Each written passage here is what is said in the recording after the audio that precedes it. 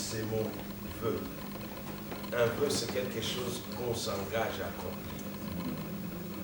Alors, je me suis dit, mais quand nous disons meilleur vœu là, est-ce que nous sommes à mesure vraiment de nous engager d'accomplir ce que nous déclarons sur la vie des gens? Mais je me suis rendu compte que si nous le disons avec foi, c'est un acte d'amour.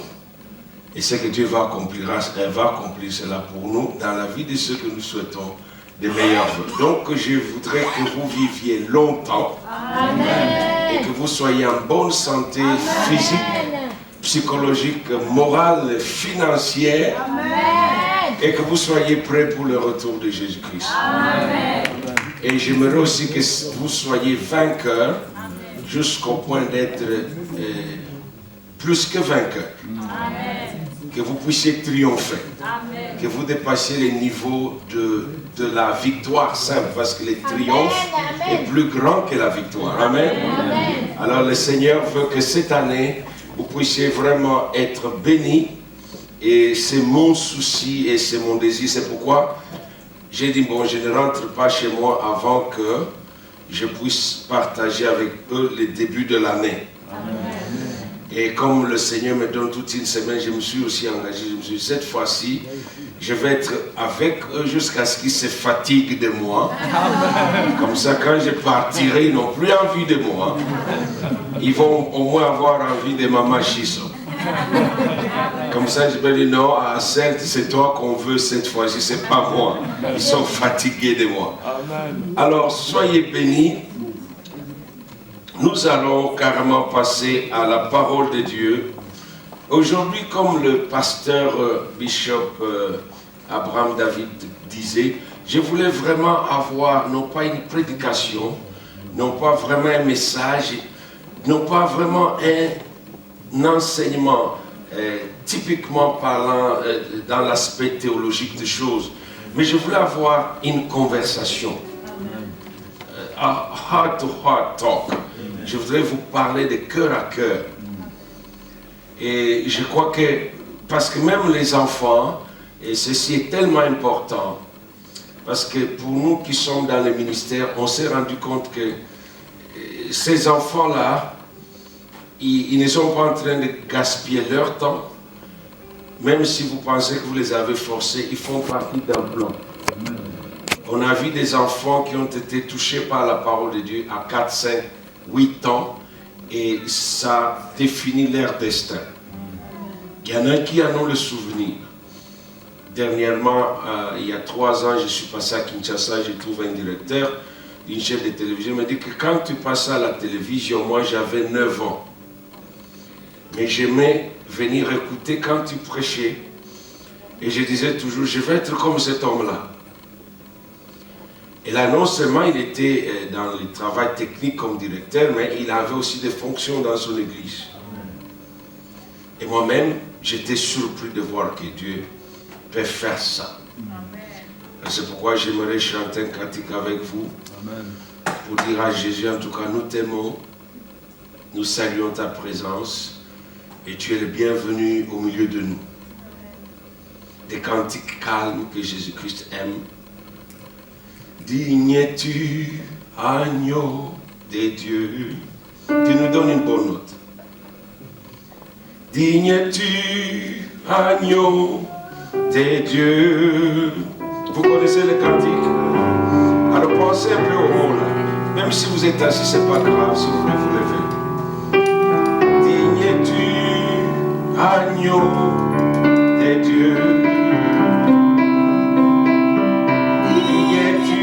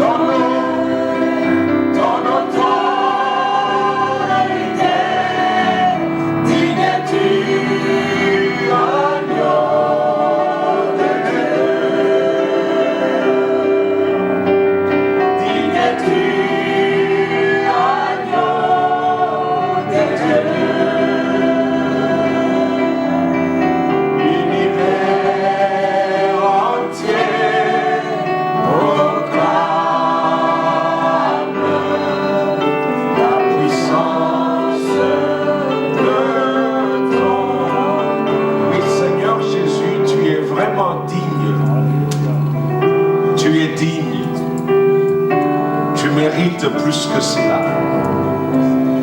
Parce que ce que tu es d'abord, avant même que tu ne deviennes le Sauveur et le Seigneur de nos âmes, mérite toute gloire, toute admiration, parce que tu es le grand je suis. Tu as dit aux Juifs qui voulaient contester avec toi, avant qu'Abraham ne soit, je suis. Avant qu'Abraham fût, je suis. Ce soir, Seigneur, c'est avec beaucoup d'allégresse, de joie dans le cœur que nous disons, tu es le bienvenu. Tu es le bienvenu au milieu de nous. Nous aimons ta présence. Nous saluons ta présence. Nous t'admirons. Permets que nous puissions te contempler tout au long de la semaine. Nous voulons que ceci soit un voyage spirituel avec toi. Car tu as dit, je serai moi-même ton guide, je serai moi-même ton berger. Tu as dit, je serai l'ombre à ta main droite.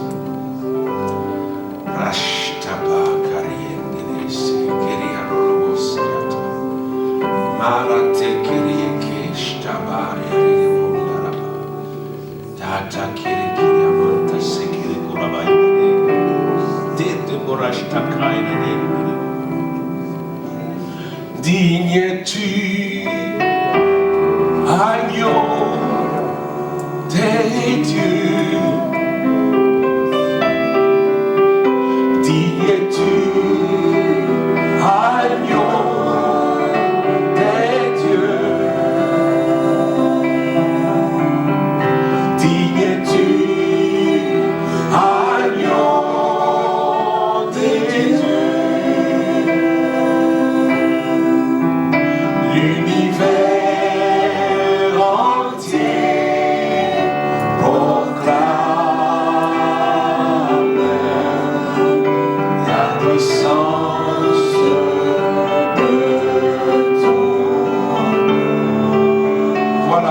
Seigneur, toi l'alpha et l'oméga, le commencement et la fin, tu es là.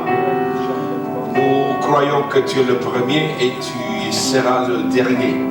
Parce que toi, quand tu commences, tu es toujours à la fin de ce que tu as commencé.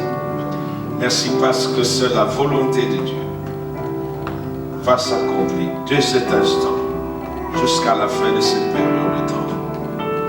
Merci pour les bonnes choses, les grandes choses, les nouvelles choses jamais soupçonnées, auxquelles nous n'avons jamais pensé que tu as préparé. Nous les recevons anticipativement avec l'aide du Saint-Esprit que je bénis maintenant. Je lui dis, tu es le bienvenu, merveilleux compagnon, divin compagnon, Dieu consolateur. Je me réjouis ce soir de ce que tu sois là. Mon cœur tressaillit de joie. Dans mon esprit, il y a de l'allégresse parce que tu es là. Mais c'est parce que tu vas toucher même les enfants. Tu vas parler même aux enfants. Même ceux qui devraient être ici mais qui sont empêchés malgré eux, mais qui ont désiré venir, mystérieusement, tu leur parleras. Merci Père pour ta générosité parce que tu as décidé encore de nous combler, de nous gâter. C'est au nom de Jésus-Christ que nous prions. Amen. Amen. Voilà, nous allons parler aujourd'hui d'une des vérités les plus importantes et les plus révolutionnaires après le salut. La plus grande chose qui arrive à un être humain, quand elle réalise qu'elle est pécheresse, et qu'elle a besoin d'un sauveur, c'est de se repentir de son état de péché, n'est-ce pas? En croyant en Jésus-Christ et en se donnant à Jésus-Christ. Je crois que cela vous est arrivé parce que ça m'est arrivé. Même quand, sincèrement, dans ma fausseté, je croyais que j'étais dans le vrai. Je ne sais pas ce que vous pouvez réaliser quand vous pouvez penser, comment vous pouvez agir, quand vous vous rendez compte que vous avez grandi presque à l'église, vous êtes né presque à l'église. Dès que vous êtes né, on vous a consacré, on vous a présenté à Dieu, et 8 jours après, on vous a baptisé comme un bon enfant de presbytérien, et on vous a donné un nom, Christophe. Et tu es là, tu grandis à l'église, et tu es véritablement, sincèrement dans la fausseté, croyant que tu es sauvé et que tu es un enfant de Dieu, que tu iras au ciel. Mais dans tout ça, tu es naïvement mais sincèrement dans la fausseté. Donc vous comprenez qu'il n'y a rien de pire que de croire que tu vois alors que tu ne vois pas, n'est-ce pas ça? Il n'y a rien de pire que de dire que je connais alors que tu sais que tu es ignorant. Alors le jour où le Seigneur me sauve, je réalise que ouf, j'ai échappé. Ce jour-là, j'ai réalisé que l'enfer c'était une affaire sérieuse. Avant, je croyais que c'était adressé à d'autres personnes, comme mon grand-père parlait à mes oncles, à mes tantes, que si vous ne vous repentez pas, vous irez en enfer. Et moi, j'étais tout petit, à 5 ans, 4 ans, j'ai rié. J'étais prêt à leur dire, oncle, il faut se repentir, sinon grand-père a dit que tu iras en enfer. Moi, j'étais exclu. Mais le jour où le Saint-Esprit vient, il m'arrête sur la route. Il me parle, me connaissant clairement. Il m'appelle par mon nom. Christophe. Je tourne, il n'y a personne, je suis seul sur la rue. Il me dit, ah, tu connais le Saint-Esprit, n'est-ce pas? Ton grand-père te parlait de lui, c'est moi. Alors, je dis, ok. Elle me pose 2 questions. Est-ce que tu crois que tu es un enfant de Dieu? Est-ce que tu crois que tu as la vie éternelle? Et que si aujourd'hui tu meurs, tu as une place auprès de nous? Ah, je vais expliquer des histoires. Je dis non, arrête. Tu as demandé à Dieu de t'aider pour tes examens d'État, n'est-ce pas? Je dis oui. Tu allais à l'église tous les jours, 2 fois même. Le matin catholique, le soir protestant. Parce que j'étais à l'école catholique. Et j'avais une telle conviction que, parce que l'ancien dictateur, le maréchal, avait choisi certaines régions. Donc ces régions-là, c'était des néant-néant ou des 50-50, comme ça, vous n'allez pas à l'université, système de quotas. Et je me retrouvais dans une de ces provinces. L'intelligence, ça ne comptait plus. Il fallait soit aller jouer avec les magiciens, les féticheurs et tous les charlatans au risque de devenir fou, ou alors il fallait corrompre. Ou alors il fallait avoir une personne d'influence. Et mon père, c'était un inspecteur de l'enseignement primaire et secondaire. Donc j'étais garanti. Quand le délégué venait avec sa malle des examens d'État, c'est mon père qui l'a crié. Mais Dieu s'arrange qu'avant que les examens d'État ne commencent, le gouvernement mon père va te faire perfectionner dans la pédagogie. Donc je reste sans cette garantie. Donc je n'ai pas d'argent pour donner. Et à l'époque, 40 zaïrs. 40 zaïrs, les vrais zaïrs. Parce que mon père, quand il donnait aussi, il amenait la paie des enseignants, je connais que les enseignants touchaient entre 6 zaïrs, 9 et 11.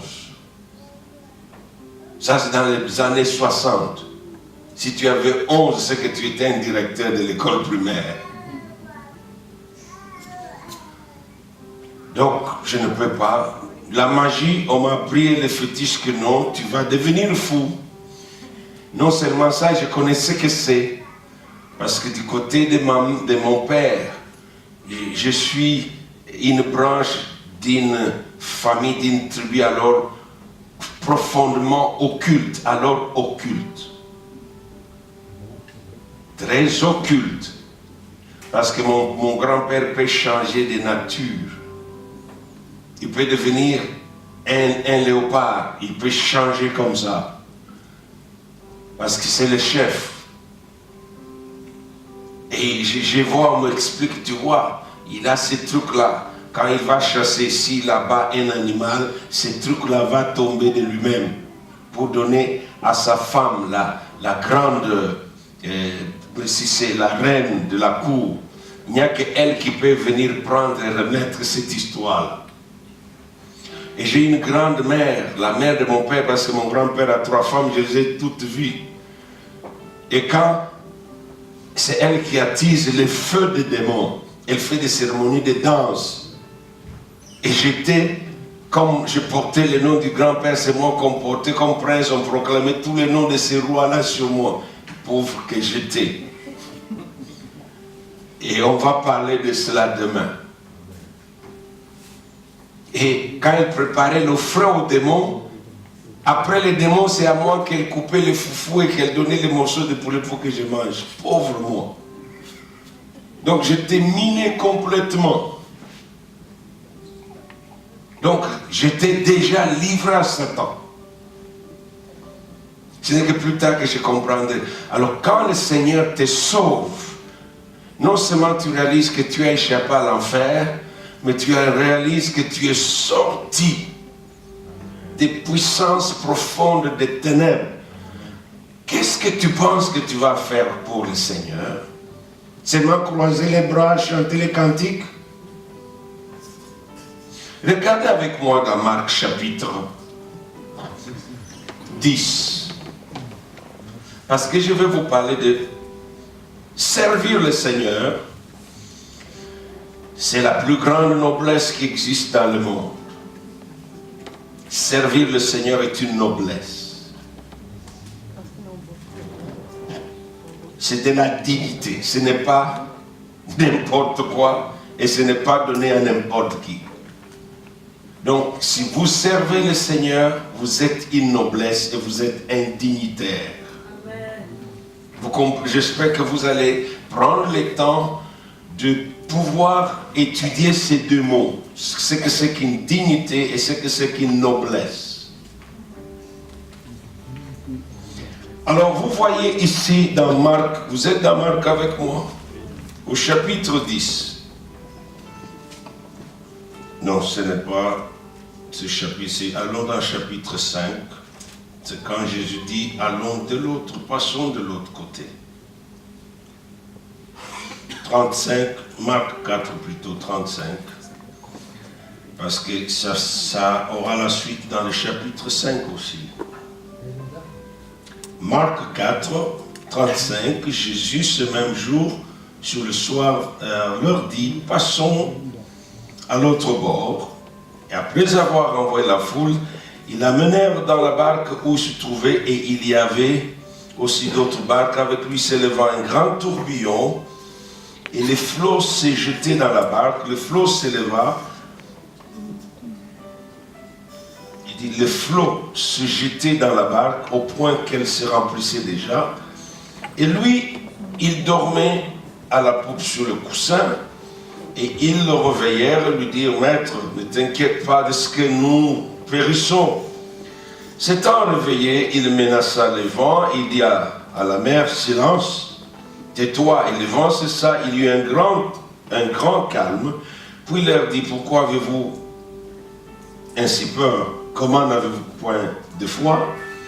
Ils furent saisis d'une grande frayeur et se dirent les uns aux autres, quel est donc celui-là à qui obéissent même le vent et la mer? Chapitre 5, ils arrivèrent de l'autre bord de la mer, dans le pays des Gadaréniens. Aussitôt que Jésus fut hors de la barque, il vint au-devant de lui un homme sortant des sépulcres et possédé. Vous voyez, l'homme était possédé d'un esprit impur. Cet homme avait sa demeure dans les sépulcres et personne ne pouvait plus le lier, même pas avec une chaîne, car souvent il haït le fer aux pieds et avait été lié de chaînes aux pieds et avait été lié de chaînes, mais il avait rompu les chaînes et brisé le fer et personne n'avait la force de les dompter. Il était sans cesse, vous pouvez souligner ça, nuit et jour, dans les sépulcres et sur les montagnes, criant et se maîtrisant avec de pierres. Et on continue, ayant vu Jésus de loin, il courut, se prosterna devant lui et s'écria d'une voix forte, qu'y a-t-il entre toi et moi? Jésus, fils du Dieu très haut, je t'en conjure au nom de Dieu, ne me tourmente pas, car Jésus lui disait, sors de cet homme, esprit impur. Et il lui demanda, quel est ton nom? Légion est mon nom, lui répondit-il, car nous sommes plusieurs. Il le prie instamment de ne pas les envoyer hors du pays. Il y avait là vers la montagne un grand troupeau de pourceaux, de cochons donc, qui paissaient. Et les démons le prièrent, disant, envoie-nous dans ces pourceaux. Vous pouvez aussi souligner ça. Les démons ont prié à Jésus-Christ. Et regardez la suite. Disant, envoie-nous dans les pourceaux afin que nous entrions en eux. Il leur permit.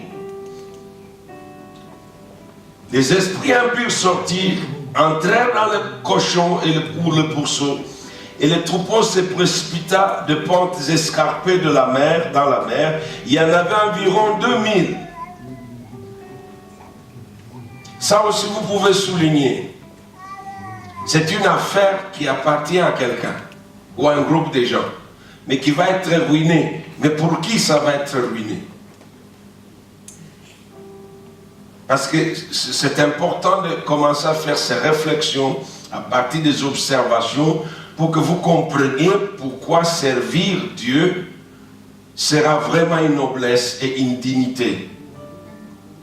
Alors nous continuons, il dit que ceux qui le faisaient paître s'enfuirent, répandirent la nouvelle dans la ville et dans les campagnes. Les gens allèrent voir ce qui était arrivé. Ils vinrent auprès de Jésus et ils virent les démoniaques, celui qui avait eu la légion, assis. Ça c'est beau.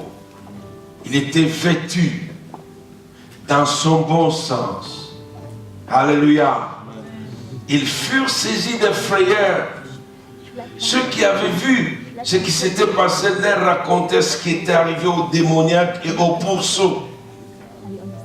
Vous voyez, l'un était sauvé, les autres étaient sacrifiés. Je crois que vous voyez cette observation, n'est-ce pas?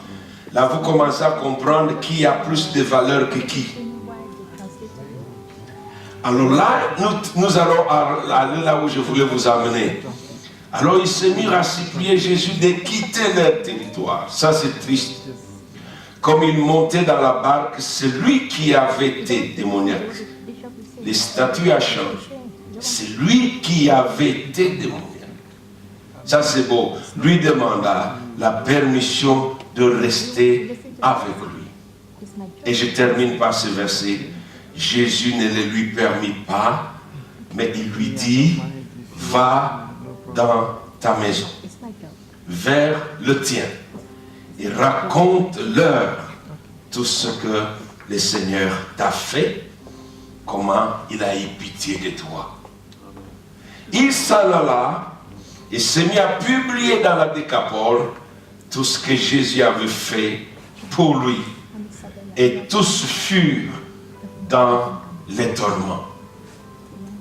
Voilà une personne qui est passée à un état de misère totale. Un état d'un intouchable, un paria, comme vous avez étudié dans la répartition des classes sociales en Inde. C'est-à-dire, un paria, c'est quelqu'un qui n'a pas le droit d'être avec les gens. Même les toucher, ça vous suit.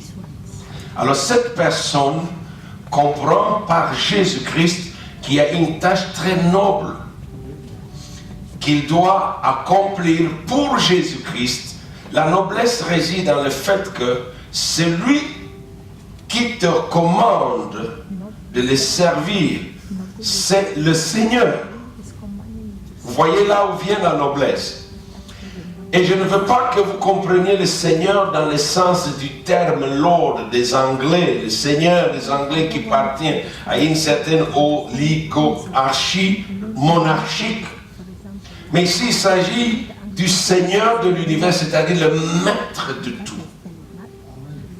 Donc c'est lui qui a le pouvoir d'amener à l'existence des choses et celui qui donne le destin à tout ce qu'il a créé. C'est celui-là qui dit à cet homme, je ne veux pas que tu puisses croire que j'ai besoin des gens pour former un grand cortège, mais j'ai besoin des hommes et des femmes pour faire quelque chose qui me tient à cœur. Et il dit à cet homme, les œuvres de Dieu doivent être connus par tous. Alléluia. Amen. Alors c'est pourquoi nous allons faire un travail d'étude, d'analyse, d'observation. Vous allez vraiment prendre ce travail à cœur.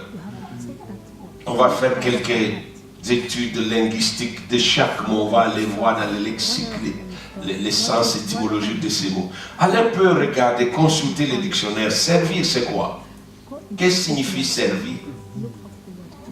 J'espère que vous prenez des notes, n'est-ce pas? Parce qu'il faut que vous compreniez. Si quelque chose est mal conçu, elle sera mal perçue. Et tout ce qui est mal perçu est mal exécuté. Donc vous devez comprendre que le grand problème que le Seigneur a aujourd'hui, la plus grande difficulté, c'est que les gens ne comprennent pas les termes. Vous savez, les termes, ça veut dire les mots. Les mots chez les Hébreux, ça signifie le verbe. Ça veut dire gavar, ce qui est. Amen. Ce qui fait que dans chaque mot, il y a non seulement une vérité dans ces mots, mais cette vérité est obligée de devenir une réalité ou refléter sa propre réalité. Alors, en Amérique, par exemple, on appelle le militaire des servicemen. C'est-à-dire, ce sont des gens qui rendent service à leur nation. Donc c'est pourquoi en Amérique, le militaire n'est pas patron et il n'est pas la terreur de la population. Il ne sera jamais un danger pour la population parce que tu ne peux pas être un danger pour celui que tu sers. Que veut dire servir? Servir, c'est répondre aux besoins d'une autre personne à son entière satisfaction. Prenons l'exemple. Quand vous allez manger au restaurant, un vrai et un bon restaurant, est-ce que vous allez chercher les papiers, les serviettes en papier, les fourchettes? Non, peut-être si vous allez à Lunch Garden. Ça, c'est pas le restaurant de qualité. Ça, c'est le restaurant de tout le monde. Mais quand vous allez à un restaurant, par exemple, Boston Steak, vous allez au restaurant de chez vous que vous connaissez, les hauts de gamme. D'abord, quand vous venez à la porte, vous trouvez un valet qui prend votre voiture, qui va la parquer. Quand vous allez terminer, le valet va sortir et prendre la voiture et te l'amener et te donner la clé et t'ouvrir la porte. Parce qu'ils sont à ton service. Quand tu te pointes à la porte, il y a un autre qui ouvre la porte. Bonsoir, monsieur, madame. Il ne se soucie pas de qui vous êtes, d'où vous venez. Vous êtes leur client. Vous avez de la valeur parce que vous êtes la raison pour laquelle ils existent. Alors, ils vous installent. Et si vous dites, ils veulent vous mettre là au milieu, vous dites, non, j'aimerais être à la fenêtre. Discute pas, oui, monsieur, madame, en tout cas à votre aise. Ils vous laissent prendre la place. Aux États-Unis, les waiters, les serveurs, ils feront le tour jusqu'à ce que vous leur dites, non, that's enough, c'est assez. Ils passeront vous demander, est-ce que la nourriture est bonne? Si elle n'est pas bonne, on peut la changer. Est-ce qu'il y a quelque chose qui ne va pas? Et si à la fin, vous dites que non, la nourriture n'était pas bien faite, le manager va venir pour te dire, alors, la prochaine fois que tu viens, le repas sera sur nous. Et il sera gratuit. Je suis désolé.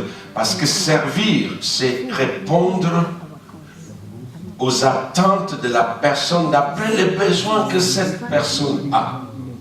Donc la personne servie est la personne importante.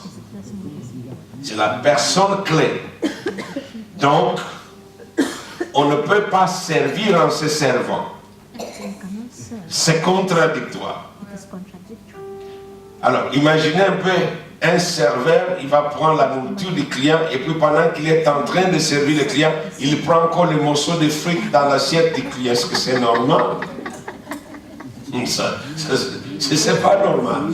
Ou il y a une télévision dans la salle, il voit le match de l'équipe qu'il aime beaucoup. Alors, quand il y a une action là, il met d'abord le plateau, il commence à féliciter son équipe. Et vas-y, vas-y.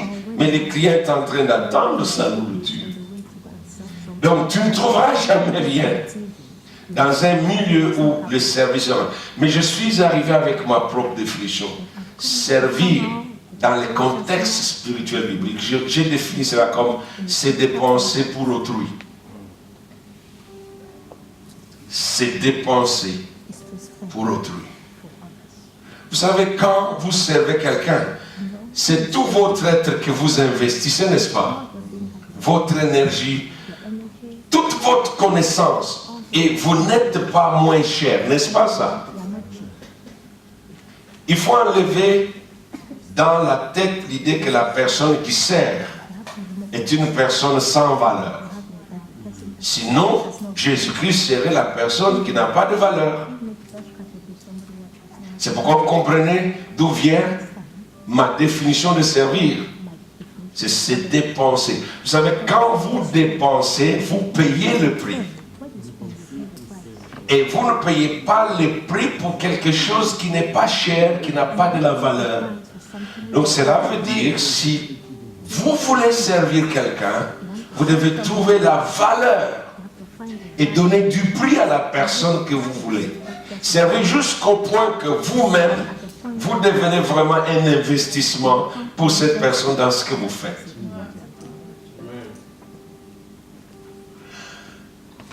Deux choses, la plus grande chose pour laquelle vous devez comprendre, je vais vous donner deux choses plutôt. La première, nous allons regarder dans Jean chapitre 4, la rencontre de Jésus avec la femme samaritaine.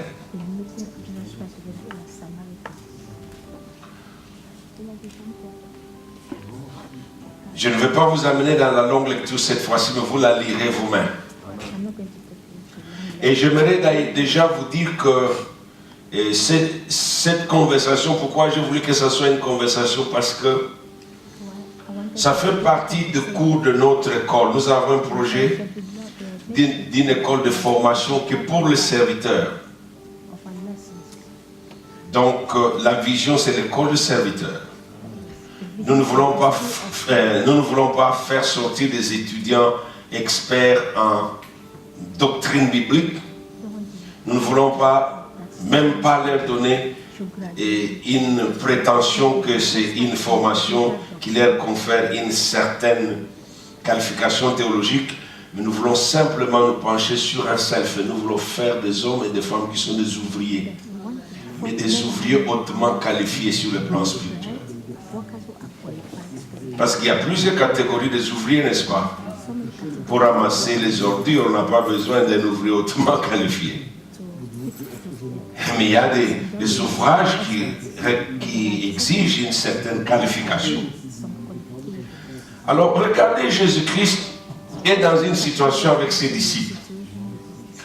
Jésus-Christ, vous devez tous comprendre avec moi que c'est le premier et le plus grand des serviteurs de Dieu. Le premier et le plus grand de tous. Alors vous comprenez, s'il n'y avait pas de la dignité, il n'y avait pas de la noblesse, Jésus le Seigneur ne se permettrait pas d'endosser cette identité, n'est-ce pas? Jésus ne prend rien qui est médiocre, parce qu'il est Dieu. Donc ce qui fait que le service est la chose qui donne à la personne alors sa dignité, sa vraie dignité. Parce que c'est en servant que vous montrez et vous prouvez la raison pour laquelle vous existez, n'est-ce pas ça? Et c'est en cela que réside la dignité. C'est que vous prouvez que vous êtes utile. C'est que les gens ne trouveront pas satisfaction, ne seront pas épanouis si vous ne pouvez pas vous mettre à leur disposition. Et cela tire son origine et sa source dans la volonté de Dieu. Donc, servir, il faut comprendre, c'est la volonté de Dieu. Jean chapitre 4, vous êtes avec moi, regardons le verset 34. Mais il y a un incident. Vous savez, quand vous devez servir, vous devez avoir des objectifs clairement définis. Parce qu'en servant, pour que quelqu'un soit satisfait, vous deviez alors d'abord cerner quels sont les besoins. Vous devez comprendre quels sont les besoins, comment je vais satisfaire aux besoins de cette personne. Ce sont là les objectifs que vous poursuivez. Et ainsi, vous allez établir vos priorités. Vous allez mettre des choses, les choses qui sont en premier doivent être en premier. Donc quand on établit des priorités, donc on met de l'ordre dans les choses poursuivies. C'est-à-dire, you put first things first. Alors Jésus-Christ nous montre ici que servir Dieu, parce que c'est la volonté de Dieu, alors c'est la plus haute priorité. Alléluia. Et parce que ce soir, vous et moi, nous disons que nous sommes de chrétiens, c'est-à-dire nous appartenons à Christ, c'est que nous sommes dans la même logique. Parce que nous faisons partie de la même lignée et nous avons le même statut que Jésus-Christ, homme. Parce qu'il est homme-Dieu. Alors en tant qu'homme, Jésus a ce statut de serviteur de Dieu. Amen. Et c'est par lui que vous et moi, nous sommes devenus des enfants de Dieu, n'est-ce pas ça? Alors si le grand frère est serviteur du Père, est-ce que le petit frère et les petites sœurs peuvent faire autrement? On n'a pas le choix. Vous comprenez pourquoi l'aîné reçoit le pouvoir d'aînesse du Père? Parce que c'est lui qui va représenter l'autorité dans l'absence du Père. Alors si vous ne l'écoutez pas, vous aurez des troubles. Et c'est pourquoi même sa portion est double. Dans l'héritage, on lui donne double portion.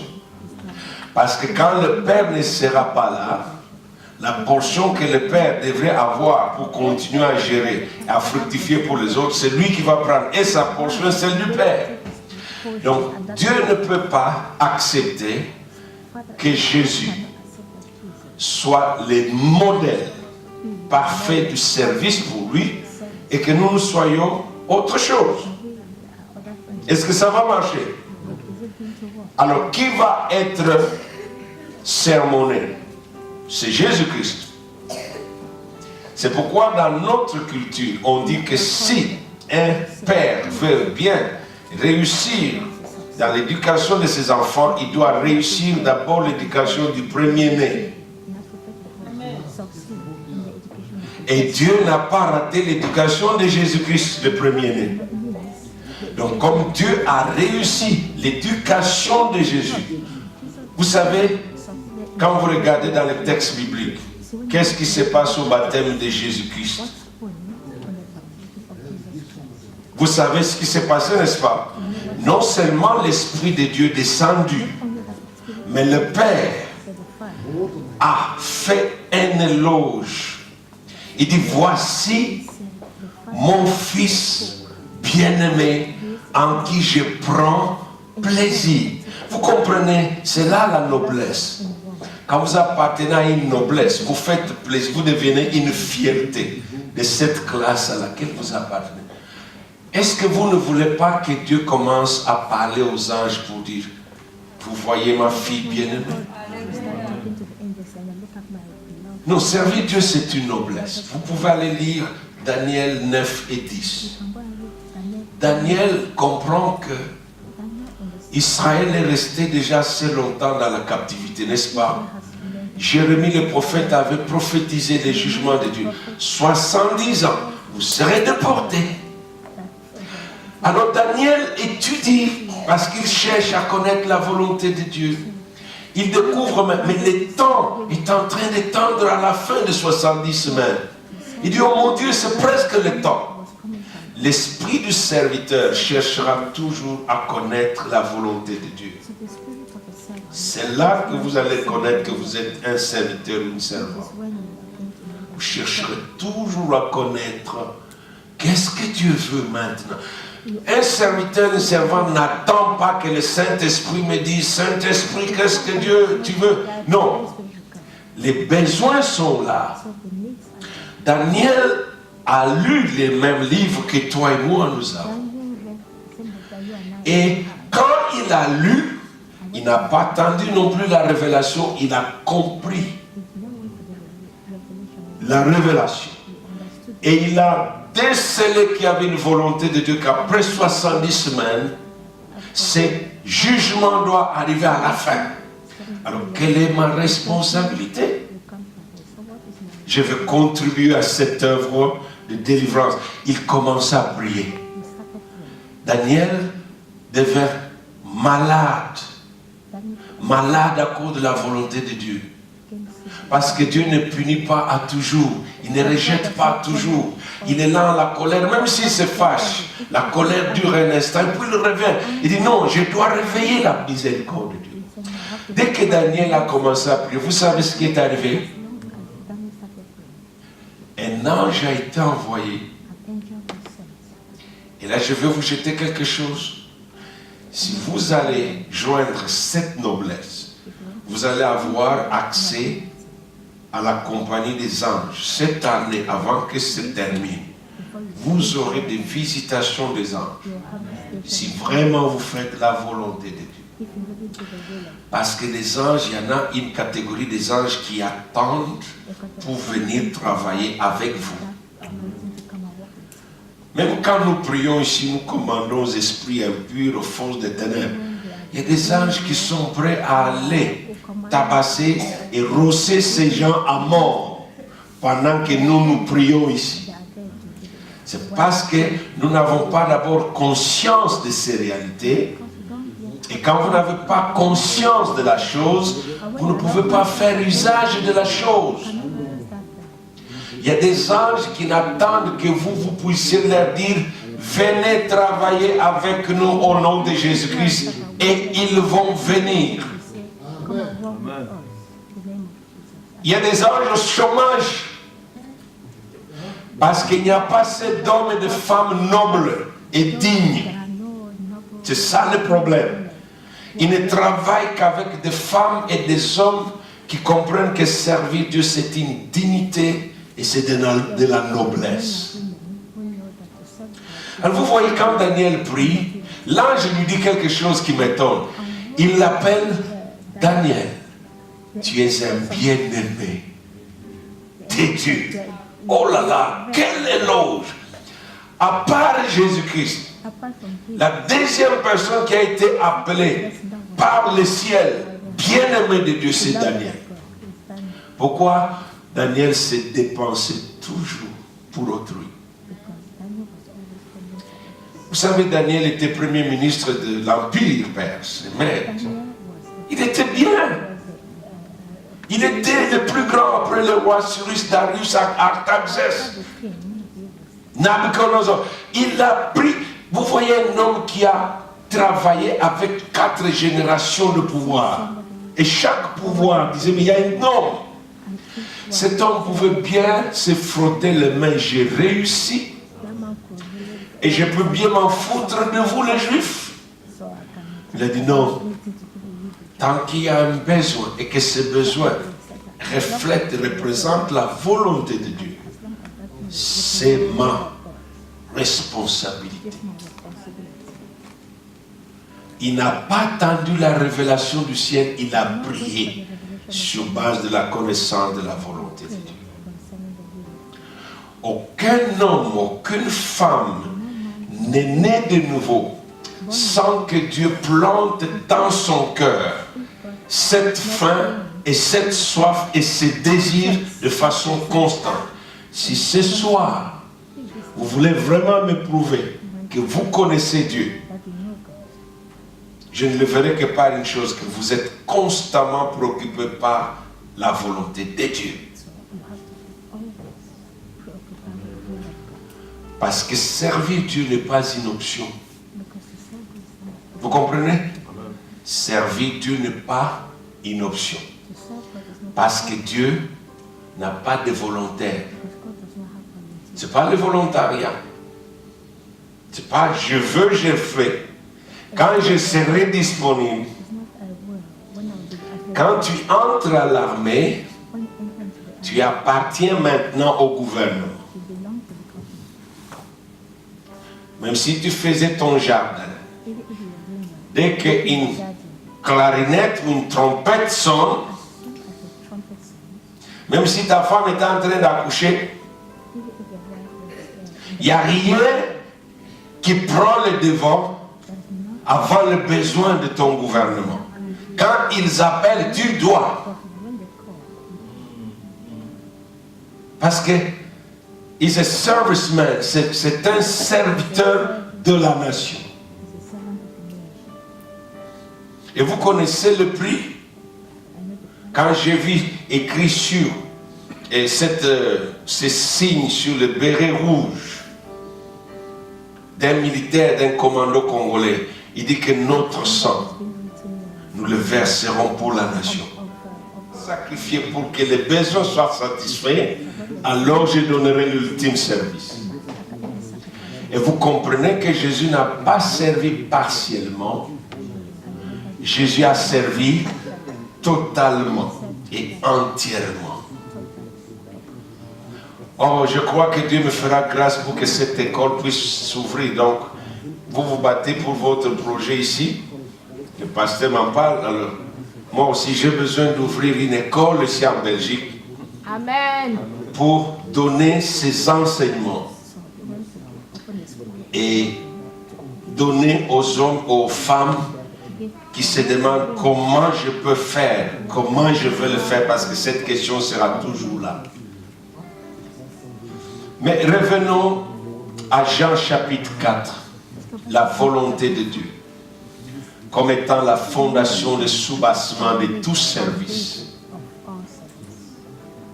C'est la volonté de Dieu qui nous révèle le besoin de Dieu. N'est-ce pas ça? Quand vous parlez de la volonté, du mot volonté, un nom féminin, il s'agit de quoi? Il s'agit de vos désirs, n'est-ce pas? C'est de là que vient le verbe vouloir, n'est-ce pas ça? Le verbe vouloir est dérivé de ce mot volonté. C'est ce qu'on désire qu'on va faire. Alors Jésus nous dit ici, regardez avec moi le chapitre 4, nous sommes là, le verset 35. Je vous disais qu'il y avait un incident, il y avait une divergence de vision. Les hommes que Jésus avait appelés pour qu'il leur montre c'est pourquoi il les a appelés, ils ont d'autres objectifs. Ils ont d'autres priorités. Ils sont là avec Jésus-Christ. Ils commencent à se plaindre comme des enfants. Seigneur Jésus, nous on a faim. Vous comprenez cela? Lisez le texte. Oh, mais nous on a faim. C'est pourquoi j'ai voulu que ça soit seulement aujourd'hui une conversation, parce que c'est toute une école. Les enseignements sont déjà structurés. C'est tout un canevas. Alors, Jésus dit, bon d'accord, je respecte, mais vous n'avez pas encore compris pourquoi vous êtes ici. Alors Jésus les laisse. Tout ce groupe l'abandonne, ils rentrent au village. Ils sont à McDo, à Quick, ils sont à Lunch Garden. Et puis ils reviennent. C'est eux qui avaient dit qu'ils avaient faim, n'est-ce pas? Maintenant ils reviennent, ils veulent emmener Jésus-Christ dans leur logique. Ils disent, écoute Seigneur, nous on a mangé. Il faut que tu manges. J'ai rencontré ça beaucoup de fois. Quand tu veux jeûner, tout le monde devient gentil. Mais c'est mon corps, laissez-moi jeûner. Oh non, il faut manger. Et vous savez, quand vous jeûnez, c'est à ce moment-là, si vous êtes marié, votre femme trouve toutes les recettes bonnes qu'elle va commencer à faire. Mais elle n'attendait que ce moment ici. Au début, quand nous étions jeunes, on disait, mais maman, écoute, nous on jeûne, hein? Tu gardes notre part. Non, quand tu jeûnes, tu ne fais pas de réserve. Si tu as la nourriture, donne à celui qui n'en a pas. C'est ça ce que tu fais pendant que tu jeûnes. Alors, des fois, au début, on regrettait, on dit, mais comment c'est possible, ces poulets-là, ces côtes de bœufs là, qui sont grillés au four, ça sent tellement bon, c'est marrant quand je jeûne. C'est pour te tester, pour voir quelle est ta priorité. C'est lui qui sert, ses besoins ne sont plus les priorités dans sa vie. Vous pouvez écrire ça. Quand vous servez, vos besoins ne sont plus des priorités. Alors Jésus va leur donner cette leçon pour montrer, écoutez, il n'y aura pas de négociations, il n'y aura pas de pourparlers, il n'y aura pas de conférence nationale sur ces sujets. On ne va pas débattre, il n'y aura pas de débat. Je veux seulement que vous compreniez que s'il y a une divergence aujourd'hui, ou vous êtes avec moi et vous serez pour moi, pour ce que je fais, ou alors vous devrez partir. Vous savez que Jésus n'avait jamais peur de laisser les gens partir? Non. Même une fois, il leur a dit, pourquoi vous ne partez pas? Une fois, il devrait leur dire carrément, vos priorités sont en contradiction avec les miennes. Vos objectifs ne sont pas les miens, alors cherchez ailleurs, pas chez moi. Et ceux qui avaient compris, ils ont dit non, nous restons. Alors, quelle est la plus grande priorité de Jésus-Christ? C'est la volonté de Dieu. Et c'est la volonté de Dieu qui est la nourriture qui représente la première nourriture spirituelle de tout serviteur et de toute servante. Servir Dieu doit devenir votre nourriture. Quand vous avez besoin de manger, est-ce que vous laissez quelque chose se mettre sur votre route? Non, vous bousculez tout le monde, n'est-ce pas, ça, ma fille? Quand je vais manger, même les frigos, même les portes de frigo, je les ouvre, les choses tombent, je dois voir ça. Vous commencez à vous impatienter quand la ligne est longue à McDonald's. Vous commencez à taper, ces gens ici, parce que vous voulez manger. C'est ça ce que le Seigneur veut voir dans les hommes et les femmes qui aspirent à servir, qui veulent servir. Parce que sinon, si d'autres choses vont s'interposer, ces choses deviendront des priorités et vous ne serez plus serviteurs du Seigneur. D'abord la volonté de Dieu. Jésus lui a dit, Maître, mange, mange non. Est-ce que toi tu crois que tu es différent de nous? Jésus dit, mais vous ne savez pas que j'ai à manger une autre nourriture. Ma nourriture à moi, c'est la volonté de Dieu. Il dit, vous voyez cette femme ici, c'est pour cette femme que j'ai quitté le ciel, pour qu'elle connaisse la paix et qu'elle soit libre aujourd'hui. Elle vaut plus que toute la nourriture du monde.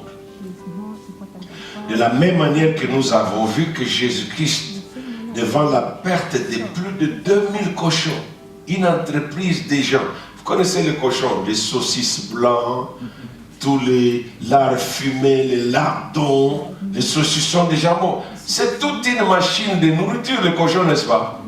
Mais tout cela est allé dans l'eau pour sauver la personne, parce que c'est ça la volonté fondamentale de Dieu.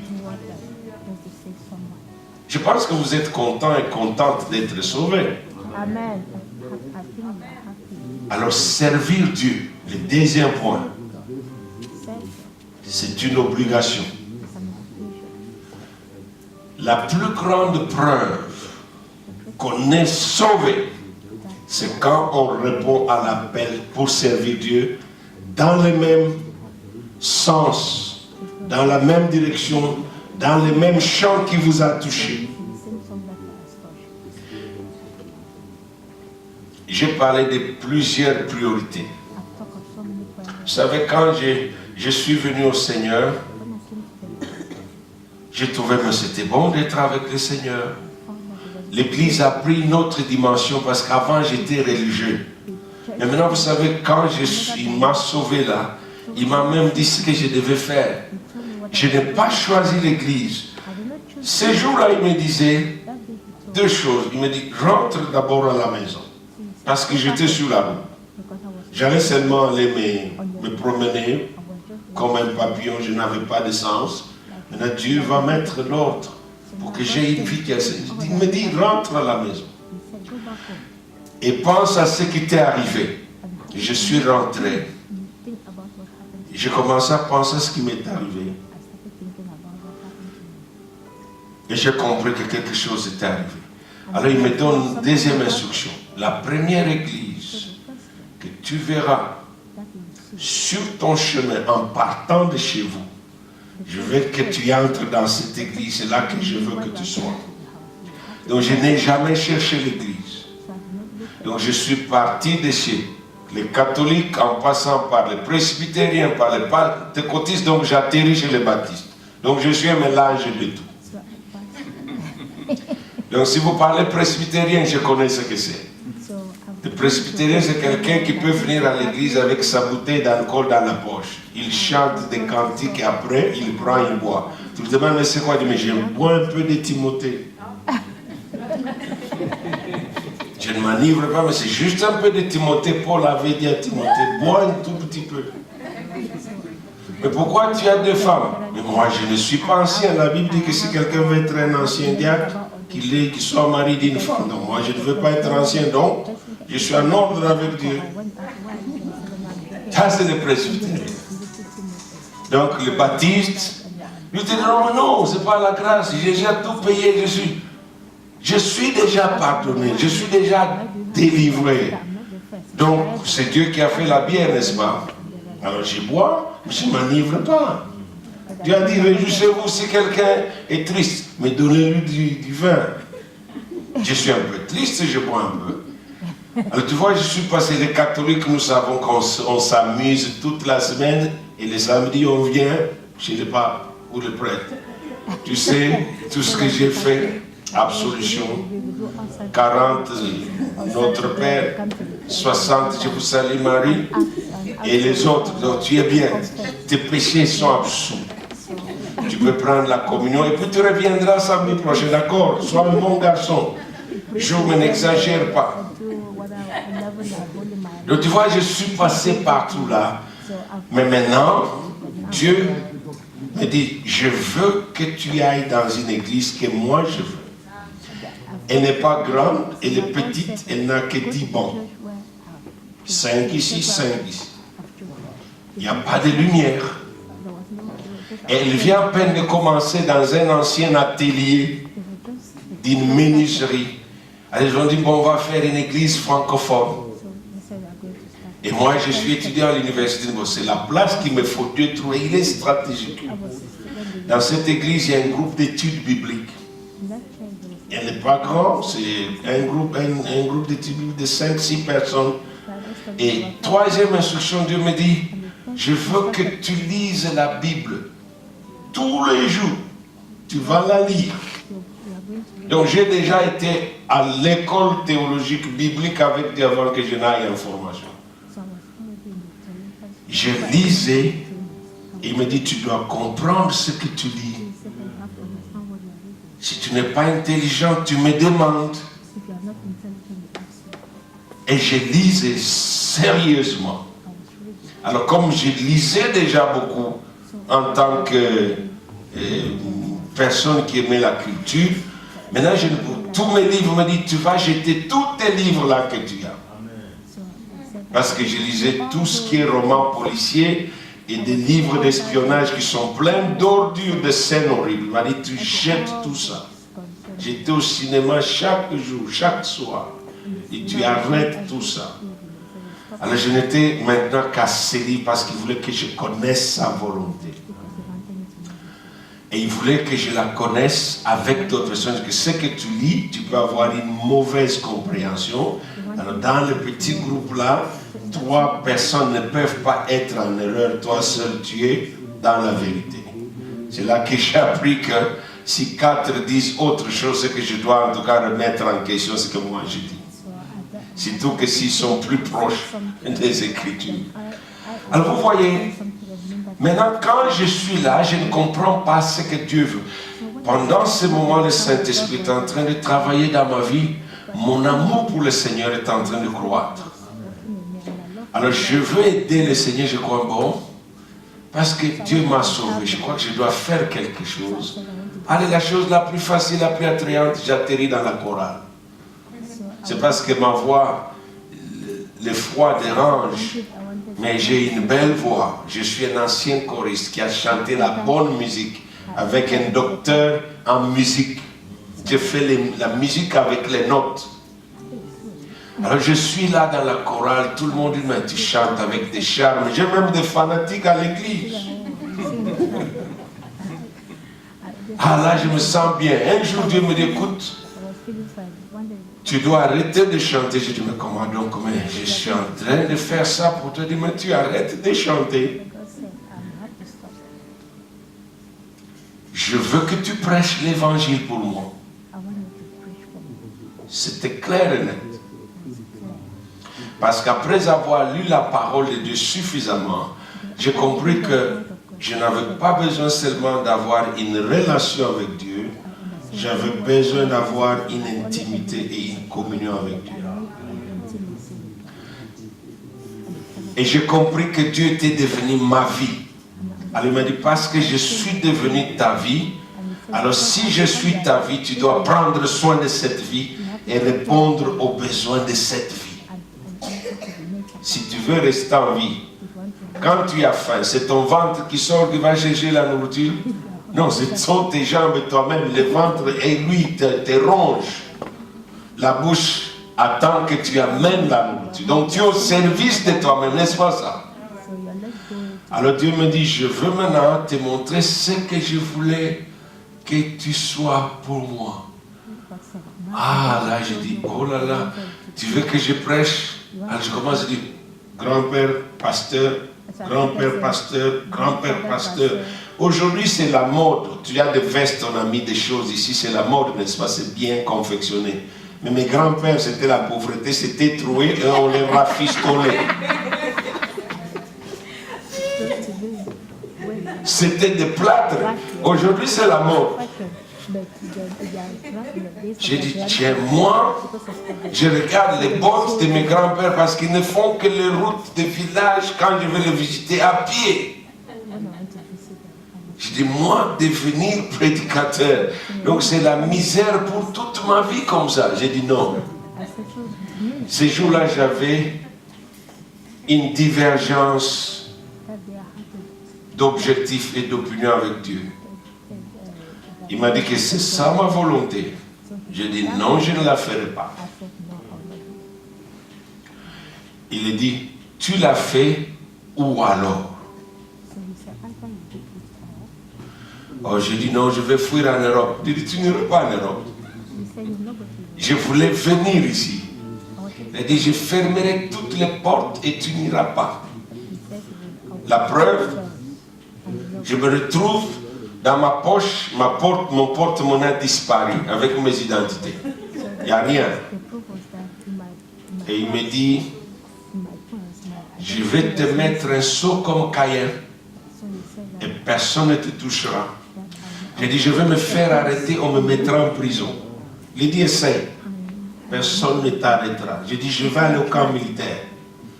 Je vais au camp militaire traverser là où c'est interdit. Je trouve les gens arrêtés, liés, assis. Et le militaire me regarde, qu'est-ce que tu fais si toi passe? Il dit, je t'avais dit, personne ne va t'arrêter. Il dit, je vais chercher du boulot. Il dit, tu vas chercher le boulot et le boulot te cherchera. À la fin, il me dit que si tu refuses de faire ma volonté, c'est que tu m'abandonnes. Alors je vais t'abandonner. Et je te ferai échouer partout. Et je serai pire que les sorciers pour toi. Vous savez, quand on a signé une ordonnance pour te nommer par une grande autorité, et tu dis non, je ne veux pas. Mais c'est un sabotage, c'est de l'insulte. tu seras arrêté. Tu seras arrêté. Parce que c'est l'autorité suprême qui t'a nommé. Donc, quand Dieu nous sauve, notre première obligation vis-à-vis de lui et de son gouvernement, c'est d'être serviteur et servante. Regardons Apocalypse chapitre 1, versets 5 et 6. Ce soir, comprends-moi bien, Dieu ne t'a pas sauvé pour rien. Dieu ne sauve les gens pour rien. J'aimerais que nous nous comprenions clairement. Le ciel n'est pas vide. Alléluia. Le ciel n'est pas vide et ce n'est pas des êtres humains comme nous qui peuvent rendre le ciel misérable parce que nous ne sommes pas là. Avant que Dieu ne crée les êtres humains, le royaume des cieux existe déjà. Bien longtemps et c'est suffisant lui-même. Regardez, le diable dit que non, je vais causer du tort au royaume des cieux. Il se rebelle et il révolte un tiers. Est-ce que le ciel a pleuré? On les a foutus dehors, comme des chiens. Alors, sortez ici, tas d'ordures. Et le ciel est resté en train de fonctionner. Donc si tu ne veux pas servir le Seigneur, le ciel ne te manquera pas parce que le ciel ne t'a jamais manqué. Mais c'est toi qui manqueras le ciel. Quand on t'accorde une noblesse, une dignité, on élève ton rang et ton statut. C'est toi le plus grand bénéficiaire, ce n'est pas celui qui t'a nommé. La dignité est dans ce que quand vous lisez Jean 12, on va lire d'abord Apocalypse. Qu'est-ce que, pour ceux qui sont des scientifiques, vous avez étudié des lois comme le principe de Lavoisier, rien ne se crée, rien ne se perd, tout est cyclique. Vous avez appris la loi de la réciprocité. À chaque action correspond une réaction. Il n'y a pas de données sans recevoir. Tout ce qui va doit revenir. L'électricité fonctionne comme ça. S'il n'y a pas d'aller, il n'y aura pas de retour. Et s'il n'y a pas de retour, il n'y aura pas d'aller. C'est pourquoi les deux sont l'un positif, l'un et l'autre négatif. Et c'est quand ils se rendent compte qu'il y a la résistance et ça produit le résultat. S'il n'y a rien qui vient du ciel, la terre ne peut rien renvoyer au ciel. Mais quand le ciel envoie sur la terre, le ciel attend le retour. C'est le principe de l'hydrographie. Hydrologie ou hydrographie. C'est l'histoire qui fait la pluie là. Voyez, la pluie vient, c'est toute une science. Condensation, évaporation, l'eau pression, haute pression, basse température dans l'ionosphère ou l'atmosphère.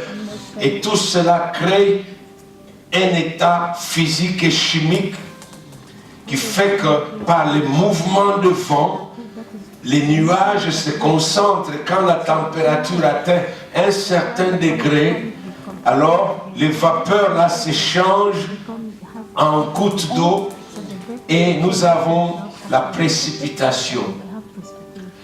C'est pour le bénéfice non seulement de la terre, mais c'est aussi le bénéfice de l'atmosphère. Parce qu'il faut qu'il y ait toujours des nuages. Comment ça va se former? La terre a suffisamment de l'eau qu'elle a besoin. Le reste, ça coule, rivière, fleuve, océan. Et puis le soleil vient dire non, il faut ramener pour qu'on continue à garder le cycle. Ça monte, ça revient, ça monte, ça revient. Comme au ciel et au désert, il n'y a rien qui rend.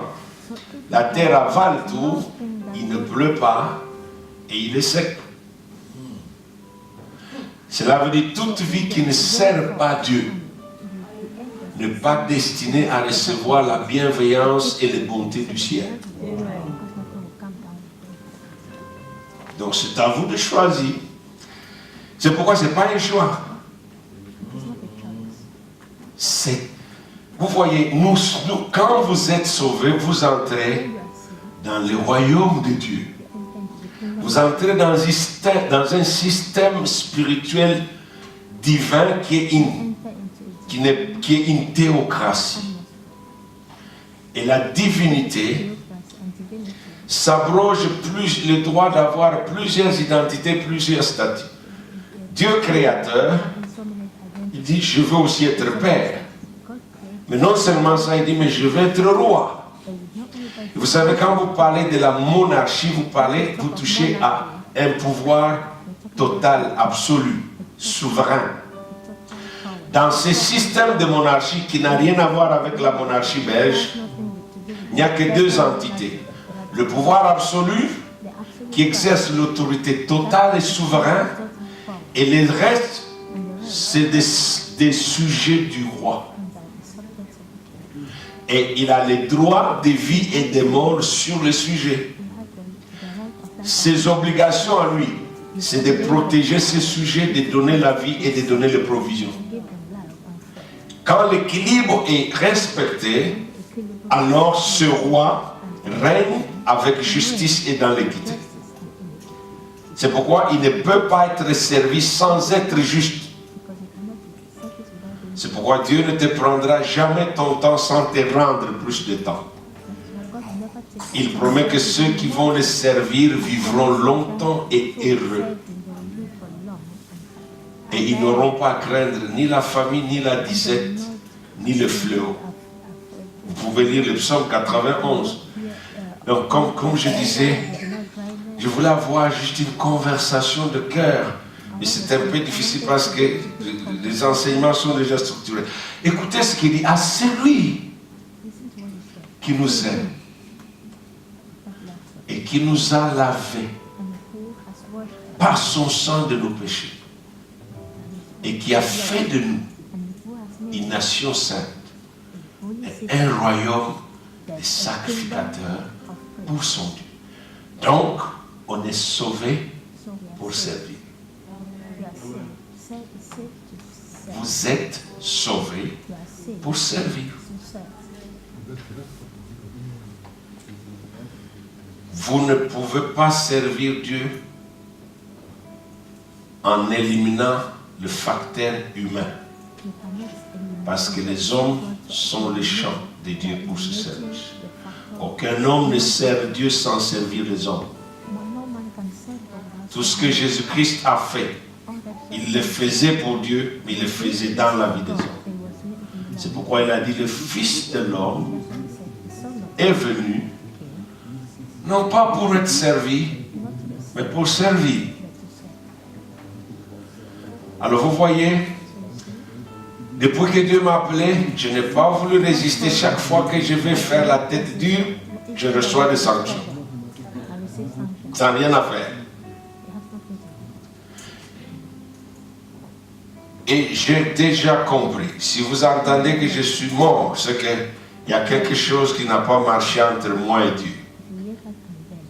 Comme cela allait m'arriver dernièrement, parce que je ne voulais plus.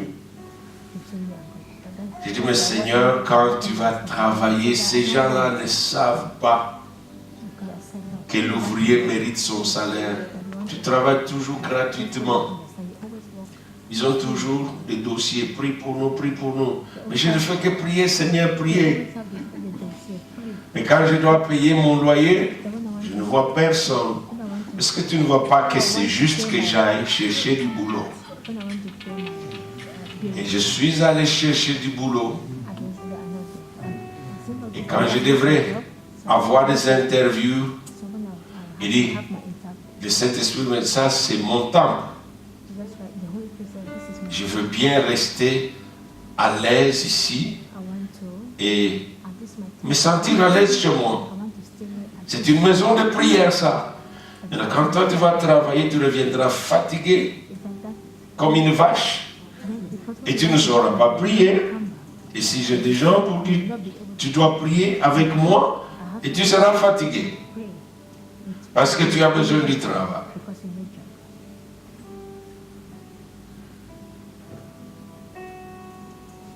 Je n'ai pas fait attention, je n'ai pas voulu écouter. J'ai dit, je vais aller tout de même à cette interview. Je suis allé à l'interview. Ils m'ont dit, d'accord, on t'envoie à l'hôpital pour les examens, parce que nous, on doit toujours te tester pour la drogue, pour voir si tu prends la drogue. Alors, je suis parti. Dès ce jour-là que je voulais partir, une des conditions est que ta tension doit être normale. Alors, cette nuit-là, ma tension est 170 sur 15. Tout dans mon corps est normal, sauf la tension. Et l'infirmière dit, mais tu es comme ça, tu conduis. On doit te garder. Moi, je vous garder qui? Il dit, mais monsieur, tu es en danger, tu peux mourir, mais je m'en fous. Quand tu es têtu, tu es rebelle, tu peux dire des choses qui sont dangereuses contre toi-même. Alors, elle dit, mais tu sais que nous allons faire le rapport, et avec ça, ils ont le droit de ne pas t'engager. Alors, reste. Je suis resté, la tension est restée là. Il dit, bon, tu rentres à la maison, tu fais rien, tu te reposes.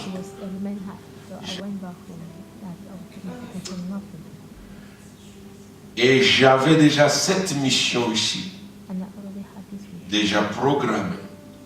Et j'avais décidé déjà, quand je rentrais aux États-Unis, que peu importe si ces billets je les perds, je m'en fous, je vais les perdre, pourvu que je m'occupe de moi.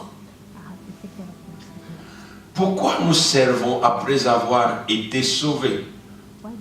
Parce qu'avant d'être sauvés, nous n'avions plus de vie. Nous n'avions plus le droit à l'existence. Nous étions déjà morts. Donc, nous n'étions plus. Alors, comment est-ce que je peux avoir l'audace après avoir été ramené à la vie avec le Christ et prendre la vie de Christ pour mes propres intérêts? Vous voyez là où ça n'a pas marché? Alors, le Seigneur m'a dit, tu vas prévenir tout le monde. Si je t'ai sauvé, je peux aussi te tuer.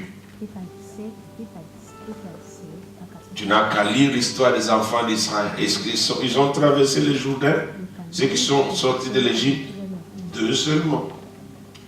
Les restes les a achevés au désert. Pourquoi? Parce qu'ils avaient des divergences avec Dieu en matière de volonté et de priorité. Ils avaient d'autres objectifs. Et le plus grand problème, quand tu es idolâtre, tu dois comprendre que tu dois être, toutes les idoles exigent qu'on les serve. Parce que ce sont des divinités. Il n'y a aucune idole qui n'accepte pas qu'on la serve. Si ton idole c'est des habits, cette idole-là exige que chaque gamme d'habits nouveaux qui sont, tu dois connaître qui a fait. Alors il y a des gens tellement adorateurs de leur Dieu habit qu'ils connaissent toutes les marques et les griffes des habits. Quand ils partent, tu te demandes, mais c'est quoi ça? Des fois, quand tu as une chaussure qu'on t'a donné par les enfants, tu te dis, mais apôtre, mais tu as une belle chaussure là. Mais tu dis, mais c'est quoi? Moi, je vois un soulier. Je dis, oh, tu ne sais pas? Mais tu ne sais pas quoi? Mais ces souliers légers. Je dis, mais je m'en fous. Moi, je n'ai besoin que de couvrir mes pieds parce que je n'adore pas le soulier. Amen. Ah, vous savez, ces souliers, un jour, on m'a donné un soulier en Angleterre. Ces souliers pesaient 5 kilos. Je crois que Bishop peut vous dire, quand il a essayé de toucher ma valise, il y a des vestes qui sont lourdes, rien que les vestes, déjà ça fait 20 kilos. Tu mets le pantalon et la veste, le pantalon et la veste, déjà 20 kilos. Et quand tu mets la paire de chaussures, et c'est lui qui me donne la chaussure, il dit, mais apporte cette chaussure-là. Donc, elle a la garantie de 60 ans. Une chaussure anglaise. Moi, je dis, mais toi, tu crois que moi, je roule, je vole dans l'avion, j'atterris, j'entre dans le Cadillac, j'entre dans la maison, ça va bien s'abîmer. Et c'est des souliers des seigneurs anglais. un soulier fait pour 60 ans. Alors il y a des gens qui adorent les choses. Tu ne peux pas servir Dieu en ayant un autre Dieu à côté. Et il y a plusieurs dieux. Il n'y a pas que les hindous qui ont 342 millions de dieux. C'est ça, on est presque les noms. Beaucoup de chrétiens sont dans l'idolâtrie au point que pour satisfaire leurs idoles, ils veulent que Dieu les bénisse pour qu'ils aillent servir leurs idoles avec.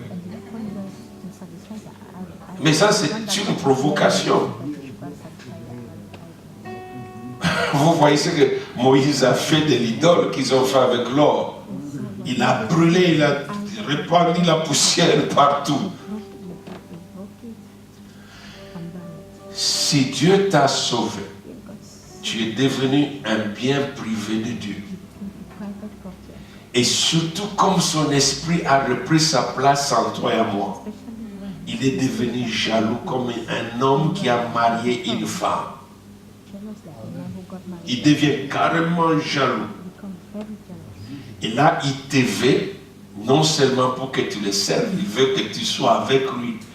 Et c'est pourquoi il m'a dit, va leur dire que personne ne dise je suis avec Dieu, mais il n'est pas pour moi. Et tu ne peux pas dire je suis pour Dieu quand Dieu est occupé à faire quelque chose, toi tu fais autre chose. Quand tu es avec quelqu'un, tu seras avec la personne partout où elle est et tu seras impliqué dans ce qu'elle est impliquée à faire. C'est pourquoi la volonté de Dieu est alors le facteur déterminant, la fondation de ton service. C'est pourquoi si tu es sauvé, la seule preuve que tu peux donner à quiconque en commençant par Dieu, c'est en étant au service de Dieu. Alléluia. Est-ce que vous avez un peu compris ce que je voulais communiquer? Enfin, le service pour Dieu est la plus grande marque distinctive de votre amour pour Dieu. Vous ne pouvez pas prouver autrement Dieu que vous l'aimez qu'en le servant. Jean 14, 21, celui qui a mes commandements et qui les garde et qui les obéit, c'est celui qui m'aime. Aimer Dieu n'a rien à voir avec les rhétoriques, avec le verbiage, avec la philosophie des opinions. L'amour a à faire avec les actions. Dieu a tant aimé, il a donné. Si j'aime Dieu, je donne. C'est pourquoi, quand Dieu me dit, je veux que tu partes sans ta femme, je dis d'accord, je veux partir. C'est un sacrifice, parce que seul l'amour vrai sacrifie. Et quand je suis avec vous, je le prends vraiment au sérieux. Si je peux gêner 6-7 jours, rien que pour venir ici, je le ferai parce que je veux. Non seulement quand je viens, mais aussi quand je suis parti. Être sûr qu'il y a des fruits et des résultats dans votre vie. Parce que je ne peux pas prouver autrement qu'en rendant témoignage que la volonté de Dieu a été accomplie dans votre vie. C'est pourquoi à la croix, Jésus-Christ pouvait dire, c'est pour cela que je suis venu. Et il a dit, tout est accompli. Donc, un amour qui ne se sacrifie pas n'est pas vrai, parce que le vrai service exige un amour sacrificiel. Et ceci a tout le point. Physique, émotionnel, financier, matériel, et même intellectuel. Voilà, pour ce soir, je voulais que nous puissions partager ces trésors. Servir est une noblesse et c'est de la dignité. Et nous allons prendre le dernier passage pour voir à quelle noblesse vous êtes appelés. La noblesse est dans le fait que vous ne servirez jamais Dieu sans Dieu. 2 Corinthiens chapitre 6 verset 1. puisque nous travaillons avec Dieu. Voyez, quand je n'avais pas encore compris que je travaillais avec Dieu, je pouvais me laisser prendre par les pièges des autres, que tu vas crier beaucoup, tu vas gesticuler, et l'onction va venir. Non, il n'y a rien, c'est du bruit. Je peux parler aussi calmement que possible. Et si vous êtes réceptif et que je suis propre, alors la puissance de Dieu vient avec une ampleur jamais connue. Hier, quand j'ai fini à l'église, j'étais à Marlon Way. Il y a une ville comme ça, Marlon Way, quelque part. Marlon Way, voilà, vers Louvière là-bas. Alors, vers Louvière, la Louvière, oui, c'est plus proche. Alors, j'étais là.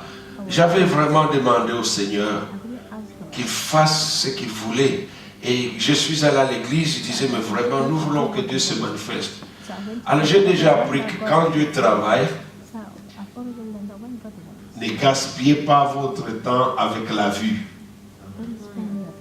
C'est du temps perdu. Parce que ce que Dieu fait dans l'invisible est de loin supérieur à ce que vous voyez sans. Même si vous voyez quelqu'un tomber, il y a plus que ça. Alors là, j'ai fini, le culte on a fini. Quand je suis parti de là, j'avais tout mon corps qui restait enflammé. J'ai dit, mais Seigneur, maintenant, toute cette onction que je transporte, c'est pourquoi encore? Parce qu'ils en avaient besoin. Et il me dit, non, je voulais seulement te donner la preuve que j'étais en train de travailler au travers de toi et que j'ai touché ces gens. C'est pourquoi j'ai laissé ces marques d'empreinte. C'est pourquoi, quand vous travaillez, vous servez Dieu. Le plus grand privilège qui va faire de vous une noble personne, c'est que vous travaillerez sans le savoir, en compagnie de Dieu. Et ça doit vous appeler à élever votre conduite à un niveau de distinction. Quand vous travaillez avec Dieu, c'est plus que de la... Dieu ne parle pas de l'excellence, Dieu parle de la perfection. Alors c'est pourquoi si vous travaillez avec Dieu, vous allez comprendre qu'il y a des règles de principe, des règles protocolaires très sérieuses. La crainte de Dieu qui est un état d'esprit de profondeur, de considération et de respect vis-à-vis de Dieu doit vous marquer. Parce que Dieu fait des choses proprement et en ordre. Et quand Dieu touche, le travail qu'il fait, je peux dire, qu'est-ce que je voulais dire? Non seulement les échos, ça doit se répercuter. Et ça doit continuer les effets ondulatoires de ce que Dieu fait. C'est pourquoi je ne suis pas surpris que des années 20, 30 ans, je rencontre des gens qui peuvent dire, mais tu sais que tu avais prié pour moi, tu m'avais dit ceci. Jusqu'à aujourd'hui, je continue à voir les effets de cet enseignement que tu as donné. Parce que je crois que servir Dieu n'a aucune valeur si on ne sert pas avec Dieu. Il doit lui-même être là. Et c'est pourquoi la dignité que quand vous servez avec Dieu, vous occupez un rang qui n'est plus un rang ordinaire. Vous savez que les démons reconnaissent et redoutent les gens qui servent Dieu et ils n'osent pas se frotter à ces gens-là. S'ils le font, ils le font à leur risque. Cette dignité fait que vous avez de la reconnaissance dans le monde des ténèbres. Les gens vous reconnaissent et ils ne peuvent pas s'amuser à s'interposer à ce que vous faites sans prendre le risque d'être détruit. Et vous devez prendre conscience de cela. Cette dignité vous confère un pouvoir dont vous devez être conscient d'être en possession. Et vous devez l'exercer. C'est pourquoi si je viens en Belgique, je dis à tous les démons, toutes les puissances des ténèbres de la Belgique, vous savez que je suis ici avec le Seigneur Jésus-Christ. Je suis dans cette délégation-là. Je ne vous permettrai pas d'offenser mon roi, ni de vous opposer à ce qu'il veut faire. Alors, ou vous videz les lieux, ou alors il y aura des sanctions. Et je peux dormir tranquillement. Ma seule responsabilité, c'est de garder ma conduite. Quand vous êtes une dignité, vous ne vous comportez pas n'importe comment. Parce que vous n'êtes plus n'importe qui. Cela vient du fait que vous avez un statut de saint. Et les anges exigent cela parce que Dieu est saint. Ils ne peuvent pas travailler avec des hommes et des femmes qui ne sont pas revêtus de sainteté. C'est pourquoi ils ne viennent pas. Alors Jésus-Christ dit ceci, là où je suis, mon serviteur aussi sera. Non seulement dans le futur, mais maintenant même, la plus grande distinction que le Seigneur n'a jamais accordée, il ne l'a accordée qu'à ceux qu'il a appelés et qui ont dit oui, nous allons te servir. Et Matthieu 28 leur dit, voici, je suis avec vous tous les jours. Alors là, vous devenez la prunelle de son œil. Si quelqu'un te touche, il touche Jésus-Christ. Et vous devez être conscient de cela.